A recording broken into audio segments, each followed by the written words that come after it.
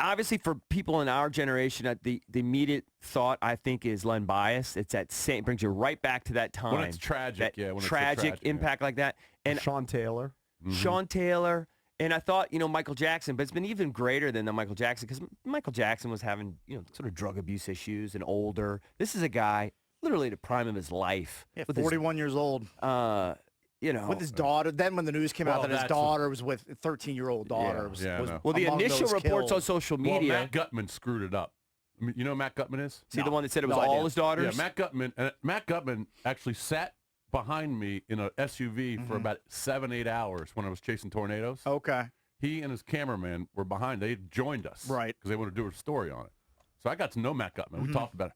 But he screwed up when he was doing that interview with ABC News, and he said, reports are that all of the daughters are on. Right. I know. And I said, what? Yeah. Everyone wants to be first. Yep. Everybody's in a rush. They hear something. Yep. Maybe obviously someone told him that. I don't think he just made it up. So he had No, a but source. it's just rumor. But everyone wants to be first, and then when you throw something out there, you just look like an idiot. Well, and then somebody else confirmed that none of Kobe's kids were on the flight. Right. Who was that? Some woman reporter. Yeah. And everyone wants to be first. That's what it is. And they're just botching it. So you just have to be patient and wait. But you knew the reports weren't good. But just the initial impact of seeing, well, oh how my about God. the initial report? There was only 5. Yeah. Right. For hours. Yep. Oh, it's for hours. Yeah. So just a brutal day, I think, for everyone. I think today we'll play a bunch of clips. We'll kind of maybe talk about some memories. We'll open up the phone lines where people can kind of chime in themselves. And just I don't want it to sound too trite, but it's like a national day of mourning, I think, for people because none of us knew Kobe personally. But when you grow up watching someone like that, you feel like you know him. You feel like you know him. Absolutely. And that's the weird. That's the weird part of celebrity. You've seen him since he's 18 years old. Yeah. I mean, some people that even followed him in high school, and been watching him since he's 14 playing basketball. He's just one of those few guys who are that impactful. Yeah. It annoyed. I remember when he was here for his last game with the Wizards, it annoyed a lot of people that it would be a Kobe takeover, a Laker takeover. Well, I mean, he's a legend, and he's making his final go-round. You expect that sort of treatment, not only at Capital One Arena, but at every road arena that he visits. Yeah. But what threw me yesterday was when the report came out by TMZ. All right, so TMZ broke it. Right. So TMZ breaks it, and then it must have been a half hour before ESPN, NBA TV, CBS, and the websites. I checked the websites as soon as I saw the websites like forever weren't. Fox News was on it.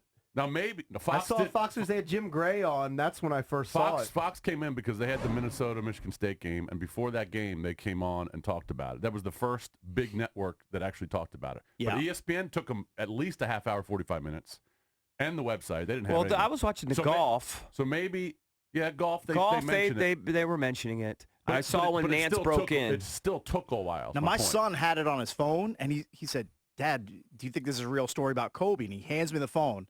Because sometimes you see these clickbait articles, like instead of it being TMZ.com in the address bar, it's TMC.com. It's off by like one letter. Oh, yeah. And they'll suck you in with a crazy headline.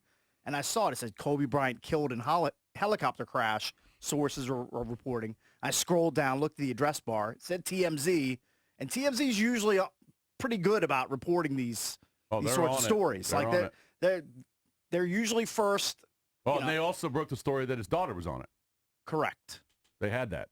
Now, they also broke the story before informing the next of kin, which was obviously upsetting to a lot of people. Well, that's the news cycle in 2020. Yeah.